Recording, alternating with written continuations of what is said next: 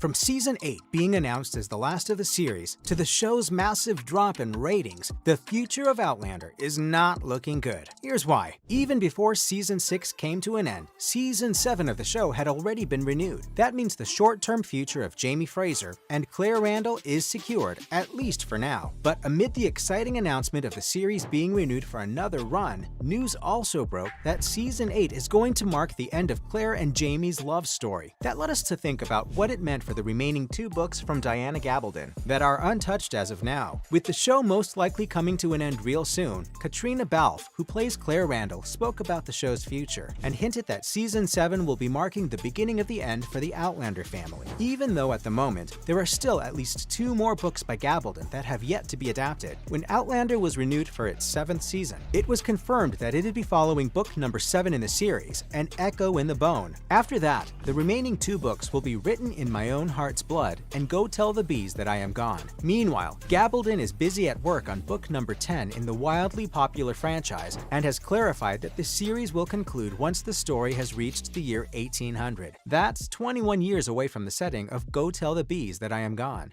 She also wrote on her website that the last book will definitely have a happy ending, so that's something the fans can look forward to. Now, Outlander will be hitting the 10-year mark by the end of Season 7, so perhaps it should come as no surprise that Balfe is looking to conclude this chapter of her life. After she got a Golden Globe nomination and much critical acclaim for her role in Belfast, Balfe may be accelerating that momentum to finally transition into a career in movies. After all, no matter how popular you might be, being tied down to a TV show can have its limitations when it comes to wanting to do something else. But at the moment, she hasn't made up her mind and completely turned her back on the show. She claims that as long as the scripts are good and there are new narratives to explore, she'll be back for sure. But Balfe's co-star Sam Heughan is also thinking about when the show will end, and went on to say that he can absolutely see Outlander ending without him. Whoa, does that mean 2 of our main characters are looking to leave? While it's reasonable to not be able to watch our fave couples on screen forever, it doesn't make it any less painful to imagine. While nothing has been confirmed about Sam's exit from the show yet, the actor did claim that he would miss stepping into the shoes of Jamie Fraser greatly. He called the role a defining moment of his career and claimed that as they went deeper into filming Season 6, he could see where the end might be. The 43-year-old actor also said that at the moment, it's difficult for him to think about what'll happen when the whole show is over. He even joked about needing therapy to cope with the end of the series. As actors, the whole cast was able to create a deep bond with each other, knowing that they had something special. Don't get me all teary-eyed now. And now that Season 6 is over, fans are already excited for a supersized Season 7 ahead. It's got double the number of episodes compared to Season 6, which was originally shortened due to lead star Katrina's pregnancy and pandemic-related scheduling issues. Starz has confirmed Season 7 is all set to have 16 episodes, with a release date of June 2023. Most fans have also guessed that the next season will be split into 2 parts, with the first 8 episodes airing in June 2023, and the remaining 8 are to be released sometime in 2024. Sam Heughan, Katrina Balfe, Richard Rankin, and Sophie Skelton are all set to reprise their roles in the new season. There will also be the addition of some new faces, including Izzy Michael Small of Snow White and the Huntsman, as well as Joey Phillips of Accused. Claire's trial will be taking front stage as one of the key focuses of Season 7.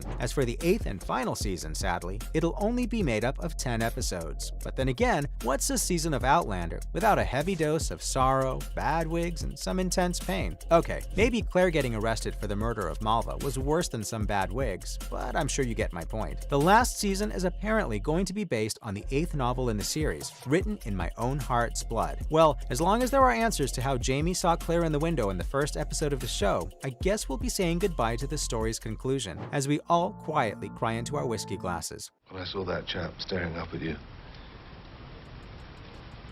I thought he might be someone you'd nursed. Someone who might be looking for you now. To reconnect.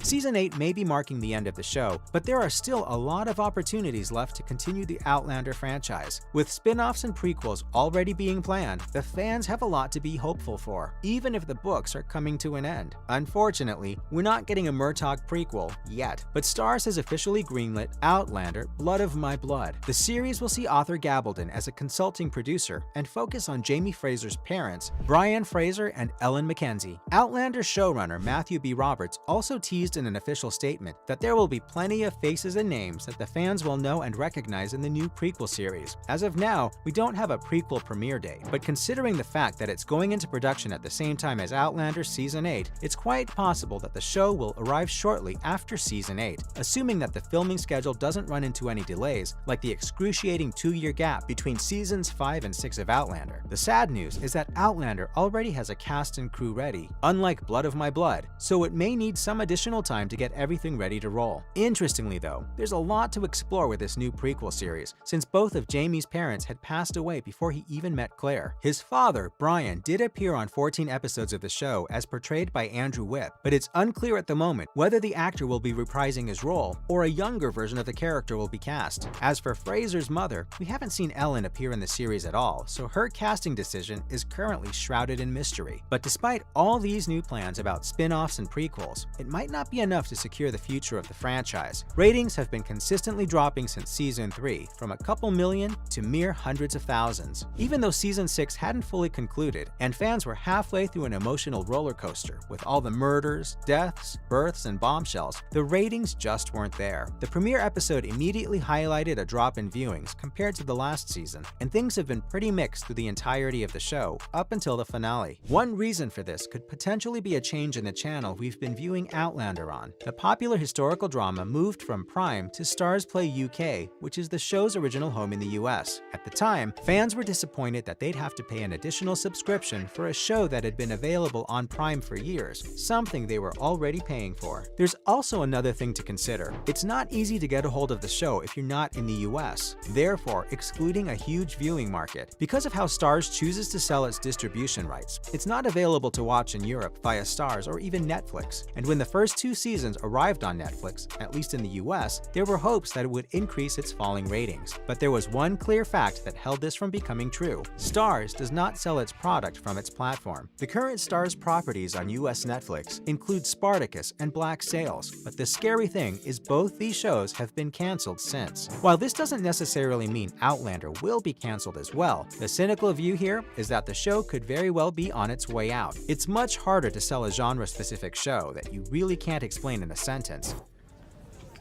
Yes, I'm very happy. Of course you are. What young woman wouldn't be at the prospect of impending maternal bliss?